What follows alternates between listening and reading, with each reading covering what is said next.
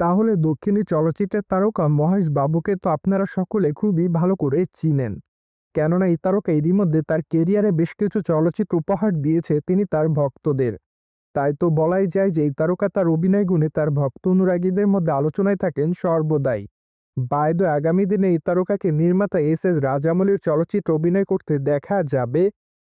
তাছাড়া তাদের আসন্ন চলচ্চিত্রটির নাম রাখা হয়েছে SSMB29। কিন্তু আগামী দিনে নির্মাতারা চলচ্চিত্রের একটি আনুষ্ঠানিক নাম দিবেন বলে জানা যায়। তাছাড়া চলচ্চিত্রটির মহরত অনুষ্ঠান সম্প্রতি অনুষ্ঠিত হয়েছে, যেখানে অবশ্য উপস্থিত দেখা যায় সাউথ ইন্ডিয়ান তারকা মহেশ বাবুকে।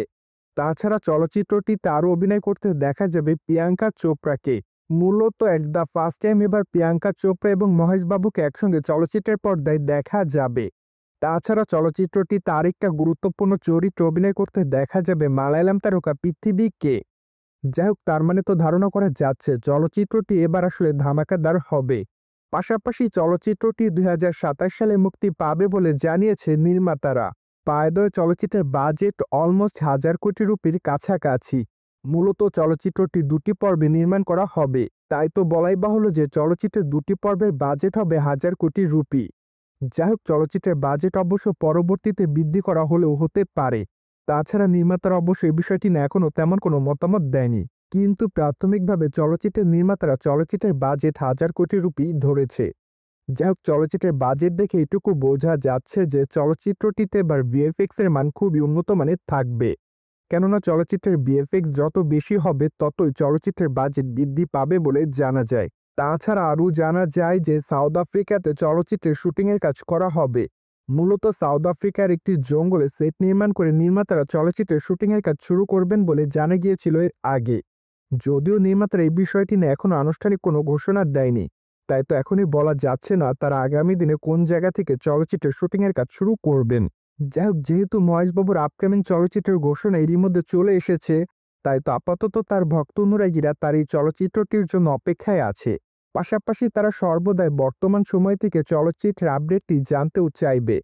তাই তো ধারণা করা যায় চলচ্চিত্র নির্মাতারা এখন থেকে চলচ্চিত্রের নিয়মিত আপডেট দিবে তাদের ভক্তদেরকে উদ্দেশ্য করে।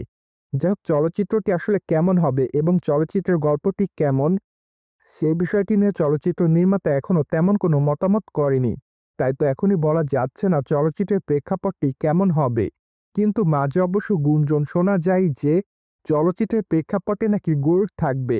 তাছাড়া SSMB29 চলচ্চিত্রটি মূলত অ্যাডভেঞ্চার ঘরানার হবে।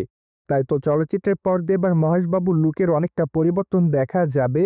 মূলত প্রাথমিকভাবে ধারণা করা যায় এবার তাকে লম্বা চুলে চলচ্চিত্রের পর্দায় দেখবে তার ভক্তরা। যাই হোক, এখন শুধুমাত্র অপেক্ষার পালা, কেননা নির্মাতারা খুব শীঘ্রই তার প্রথম পোস্টার উন্মোচন করবে বলে জানা যায়। তাই তো আপাতত মহেশবাবুর ভক্তরা চলচ্চিত্রের পর্দায় তার লুকটি দেখার জন্য অপেক্ষাতে রয়েছে। বায়দয় মহেশবাবুকে সর্বশেষ গুন্টুরকরম চলচ্চিত্রে অভিনয় করতে দেখা যায়। চলচ্চিত্রের পর্দায় তার বিপরীতে এক দ্য ফার্স্ট টাইম অভিনয় করতে দেখা যায় দক্ষিণী তারকা শ্রীলীলাকে। যদিও চলচ্চিত্রের পর্দায় তাদের দুজনের কেমিস্ট্রি দর্শকদের কাছে ব্যাপক আকারে নজর কাড়ে, তাই তো আপাতত এই জুটিটি দর্শকদের কাছে দর্শকপ্রিয়তার শীর্ষে রয়েছে। পাশাপাশি ভক্ত অনুরাগীরা তাদেরকে আবারও চলচ্চিত্রের পর্দায় দেখতে চায় বলে জানা যায়। যাই হোক, ধারণা করা যায় আগামী দিনে তাদের হয়তো আবারও চলচ্চিত্রের পর্দায় একসঙ্গে দেখা যাবে। সো ভিউয়ার্স, জেনে তো নিলেন সম্প্রতি শেষ হয়েছে মহেশবাবুর আপকামিং চলচ্চিত্র SSMB29 এর মহরত অনুষ্ঠান। ফলে বিষয়টি নিয়ে আপনাদের কোনো মতামত থাকলে অবশ্যই কমেন্ট বক্সে জানাতে ভুলবেন না। And subscribe our channel for more update.